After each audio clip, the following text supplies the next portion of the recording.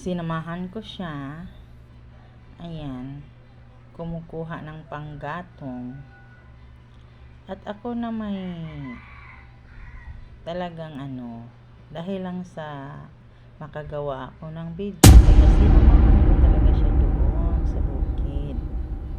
Ayan, si Roselda nagsusumamo, nagsusumikap para may magawang video. Ayan, totoong trabaho ng kaibigan ko. At ito naman din ang buhay ko. Kaso lang ngayon ay gumagawa din ako ng mga video ko. Kaya umaasa na lang ako sa mga anak ko kasi sila naman talaga ang magsasaing lagi. Yan, dito ako sumasama sa kanya, nakaupo sa sa puno ng niyuk. Nakakatuwang pagmasdan, no, kapag nandoon ka na sa bukid. Very peaceful talaga. Wala ka ibang iisip.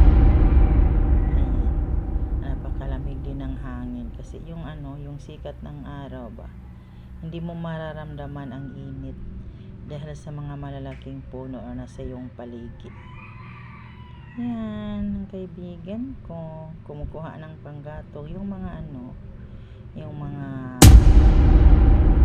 palwa sa Bisaya pa. Hindi ko alam sa Tagalog kung anong tawag ng palwa ng niyog. Yan ang kanyang nililinis. Ayan, kumukuha kami ng panggatong. Diba, kapag nasa bukid ka, dami mong magagawa. Ayan, may panggatong. Hindi ka na gumagasto ng gas o electric, ba yan, electricity. May makalulog. Ayan,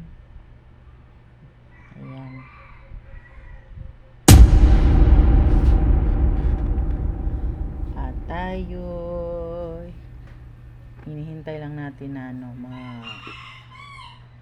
kanang iyang matapok ang iyahang kahoy ba. Naubos ang Tagalog ko, guys. Ito na, lalakad na kami pauwi sa kanilang bahay.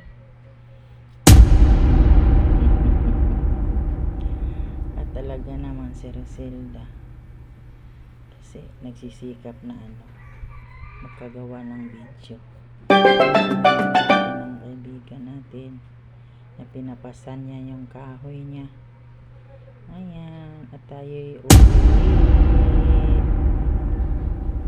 Tayo na, sama tayo. Ayan.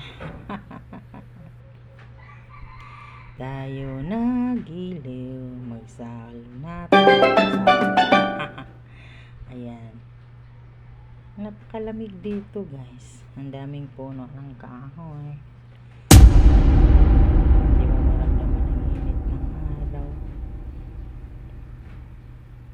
At kami naglalakad pauwi. Pauwi na kami. Ayan, sinusundan natin siya.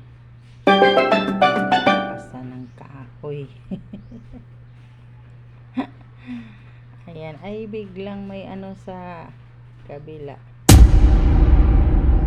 Kasi masakit din sa abaga ba. Ayan, pauwi na kami. Nagdala ng panggatong. Ayan, at kami ay uuwi na. Ayan na, biglang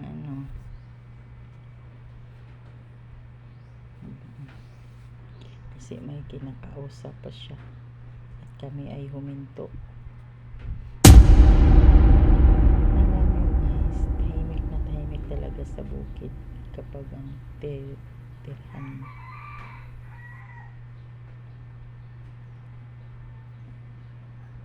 Ang problema mo lang kasi kayong bigas. Walang pambili.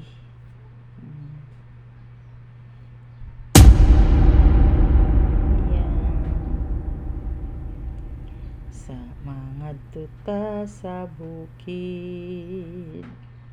Ayan, pagdating namin sa bahay nila, nakasalubong namin ang